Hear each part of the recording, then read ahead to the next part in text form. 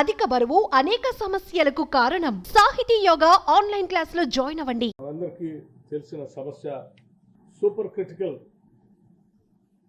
టెక్నాలజీని వాడుకుని సాధ్యమైనంత వరకు రా మెటీరియల్ మ్యాక్సిమం యూటిలైజేషన్ తెచ్చుకోవటం కాకుండా పర్యావరణానికి ఇబ్బంది లేకుండా ఉండేటట్టుగా ప్రపంచవ్యాప్తంగా ఉన్నటువంటి మేధావులు పాలకులు అభివృద్ధి చెందిన దేశాలన్నీ కూడా సూపర్ క్రిటికల్ టెక్నాలజీలో పోవాలని చెప్పి స్పష్టమైనటువంటి మార్గాలు నిర్దేశించినప్పటికీ అలాగే భారతదేశంలో కూడా 2017 కల్లా గతంలో పెట్టినవి ఉంటే కూడా వాటిని కూడా తొలగించుకొని అప్డేట్ చేసుకోవాలని చెప్పి ఆనాటి యూపీఏ ప్రభుత్వం 2017 కల్లా చేస్తామని చెప్పి ప్రకటించినప్పటికి కూడా కొత్తగా పెట్టే దాంట్లో కూడా సబ్ క్రిటికల్ టెక్నాలజీ పెట్టి ఆ లక్ష్యాలకి లేకపోతే ఆ సూచనలకి అఘాతం కలిగించేటట్టుగా పెట్టినటువంటి ఈ సబ్ క్రిటికల్ టెక్నాలజీ పెట్టిన భద్రాద్రి పవర్ ప్రాజెక్టు డెఫినెట్గా ఇది భారంగా మారిందని చెప్పడంలో నాకేం అభ్యంతరం లేదు. రా మెటీరియల్ కాస్ట్ ప్రొడక్షన్ పెరుగుతూ ఉంది, పర్యావరణానికి ఇబ్బంది పడుతూ ఉన్నాం. 30 ఏళ్ళు ఈ బాధని భరించాల్సి ఉంటుంది. ఈ లైఫ్ 30 ఏళ్ళు అంటే ప్రతిరోజు, ప్రతి నెల, ప్రతి సంవత్సరం దీని మీద పడేటువంటి ఖర్చు అంతా కూడా రాష్ట్ర ప్రజలు మోయాల్సిన పరిస్థితి వస్తుంది.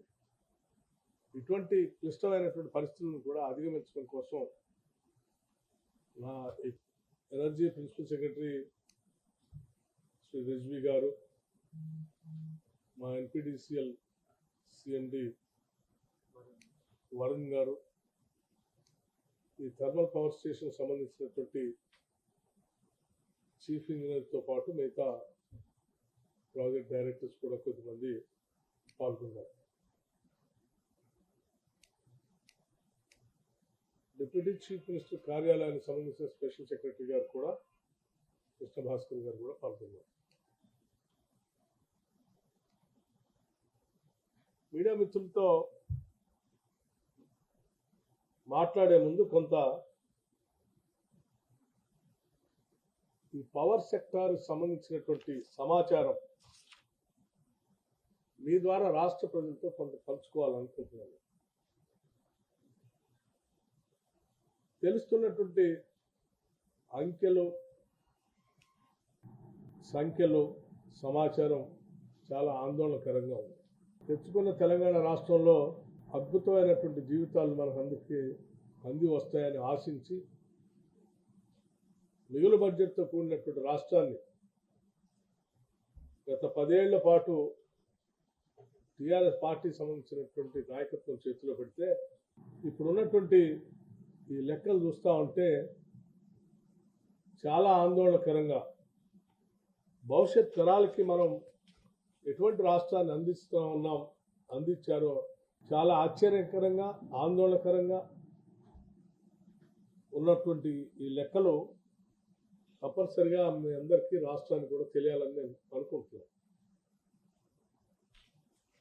రాష్ట్ర ప్రభుత్వం పవర్ సెక్టార్ సంబంధించి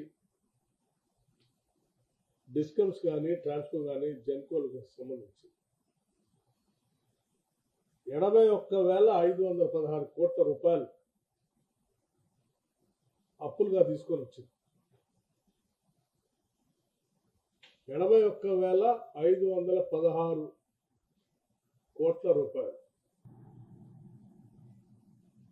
ఈ గత 10 ఏళ్లలో అప్పులుగా తీసుకొని వచ్చింది. అట్లాగే గవర్నమెంట్ నుంచి డిస్కమ్స్ కి, అంటే వీళ్ళు గవర్నమెంట్ ద్వారా ఈ డిస్ట్రిబ్యూటరీ నెట్వర్క్ కట్టాల్సినటువంటి బకాయిలు 28,842 కోట్ల రూపాయలు ఉన్నాయి. అంటే మొత్తం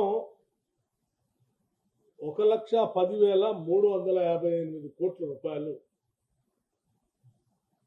ఈరోజు రాష్ట్ర ప్రభుత్వం ద్వారా మనం అప్పుపడి ఉన్నాం. ఎంత అంటే మేము వస్తేనే కరెంట్ ఉంది, మేము ఉంటేనే కరెంటు వెలుగులు నిండుతుంది, 24 గంటలు కరెంట్ ఇచ్చినాం, మాతోనే కరెంట్ అని చెప్పినటువంటి వీళ్ళ లెక్కలు రాబోయే కొన్ని తరాలు కూడా తాకట్టు పెట్టేశారు. ఈ విద్యుత్తును కొనటానికి పవర్ పర్చేజ్ చేయటం కోసం 30,406 కోట్ల రూపాయలు. ఈ పవర్ పర్చేజ్ కోసం 30,406 కోట్ల రూపాయలు వెచ్చించారు. అట్లాగే సింగరేణి నుంచి పవర్ పర్చేజ్ వాళ్ళకున్న బకాయిలు, సింగరేణి కట్టాల్సిన పవర్ పర్చేజ్ బకాయి 19,431 కోట్ల రూపాయలు. అట్లాగే జెన్కోకి పవర్ పర్చేజ్ కింద కట్టాల్సినటువంటి ప్రభుత్వ బకాయి 9,743 కోట్ల రూపాయలు. మొత్తం పవర్ పర్చేజ్ పేరు మీద రాష్ట్ర ప్రభుత్వం కట్టాల్సినటువంటి బకాయి 59,580 కోట్ల రూపాయలు.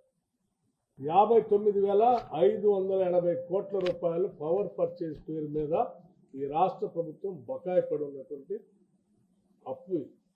2014 నాటి ఒకసారి ఆలోచన, ఆనాటి ప్రభుత్వాలు మొత్తం పవర్ పర్చేజ్ కోసం ఉన్నటువంటిది 7,259 కోట్ల రూపాయలు మాత్రమే.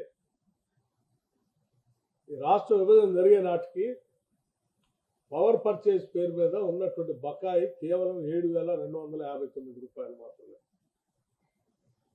కేవలం ఈ 9.5 ఏళ్ళు 10 ఏళ్లలో 59,580 కోట్ల రూపాయలు కేవలం పవర్ పర్చేజ్ కోసం వీళ్ళు ఖర్చు పెట్టింది కొన్నది. ఇంత పెద్ద మొత్తంలో అప్పు చేసి కరెంట్ కొనడానికి ఇంత